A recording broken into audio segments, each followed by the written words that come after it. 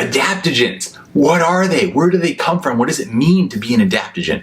So many people are talking about adaptogens the past couple of years, and it's really been a fad. But I want to dive today into the truth and the history and the reality behind these adaptogens that everyone's been talking so much about.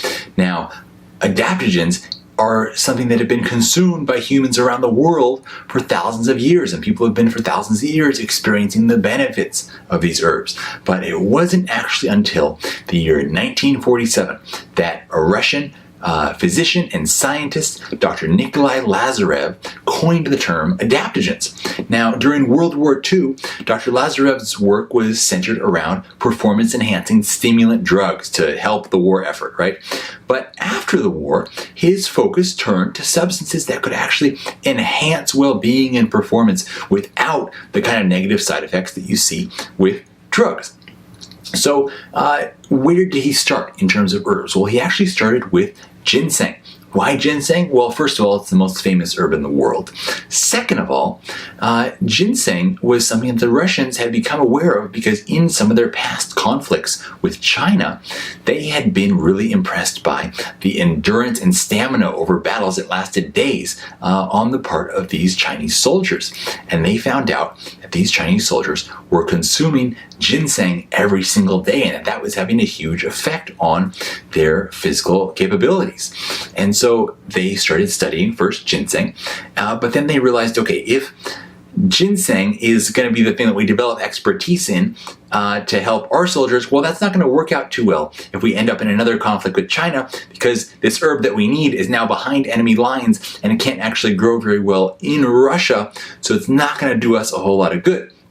We need now to find something that is going to be similar to ginseng, but actually grows within Russia. So they created a mission to search out something that would have these properties, and what they ended up finding was eleuthero.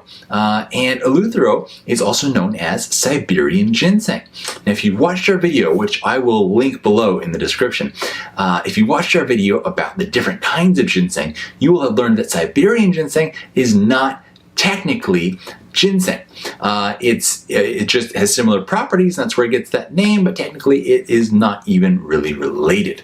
But a lot of the same properties are there in terms of the endurance, the ability to have incredible physical energy, the ability to maintain acute mental function when under lots of mental stress, the ability to deal with extremes of hot and cold, so many different properties.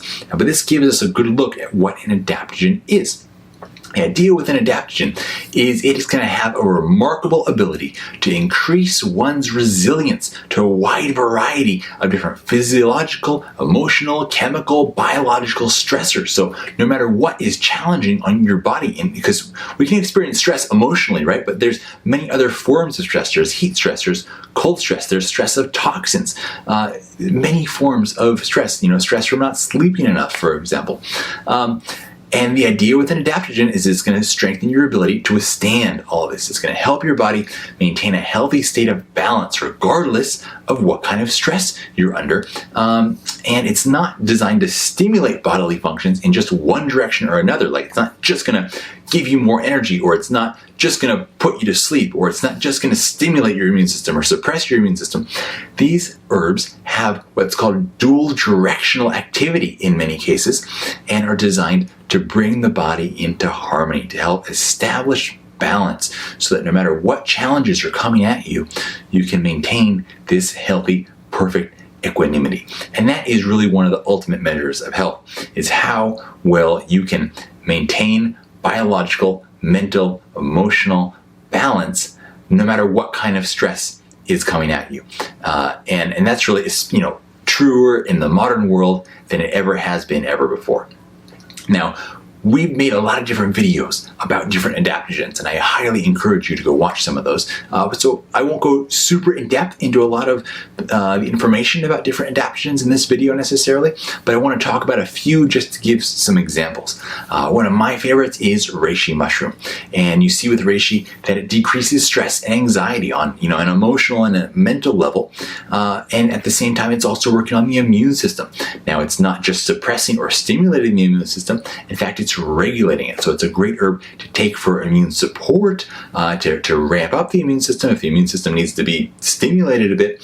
However, you also see that in cases of autoimmunity, it's also helpful at bringing down overactive immune function. In fact, in China and in Japan, it's very commonly prescribed for people with autoimmune conditions like rheumatoid arthritis. Another great example is Gynostemma. Now, this was not known widely in the herbal world until the 70s, when the Japanese actually found that in this one region in southern China, people drinking Gynostemma on a regular basis were consistently living to be over 80 and 100 years old. Now, Gynostemma has these compounds in it called saponins. Now, you see saponins in lots of different herbs. For example, ginseng is famous for its ginsenoside saponins, and it has 26 or 28, if I'm remembering correctly. Gynostemma, depending on what research you look at, has between 80 and 100 different japanicide saponins, making it the most saponin-rich plant in the world. Why is that important? Because these saponins bring in a lot of the dual directional modulating adaptogenic activity that we're actually looking for in these herbs. So Gynostemma is great for, for example, burning fat, but also building lean muscle. It's great for decreasing stress and anxiety, but at the same time, giving you more energy and endurance. It's not a sedative, just kind of gives you a feeling of inner peace, while at the same time making you feel more invigorated. And it also possesses these same dual directional immunomodulatory powers, which is very amazing. And then some other examples would be, for example, Astragalus, which is a famous herb for many reasons on the immune front, on the energy front, very popular amongst people in traditionally who were having to work out in the cold, because one form of stress is temperature stress, and our bodies have the ability to bring themselves back into balance, right? Like if you're cold, your body wants to move more or starts shivering or does things like that to bring your core body temperature up. If you're too hot, your body starts sweating to cool off.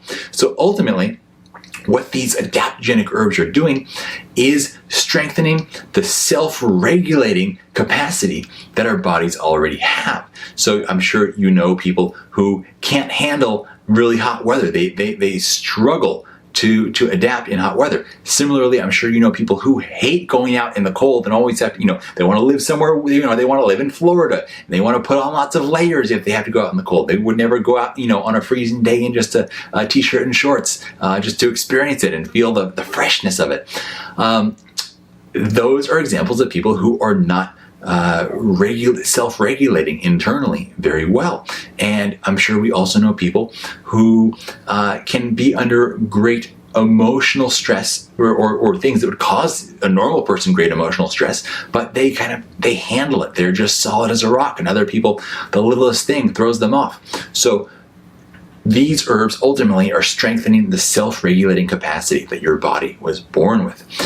Some other examples, these are not only coming from China. Adaptogens come from around the world. So we could go over to India and look at, for example, ashwagandha. It's a great herb for stress and anxiety, but also for energy, supporting the endocrine system. And, the endocrine system and the hormones are kind of like the master switches of so many elements of your health.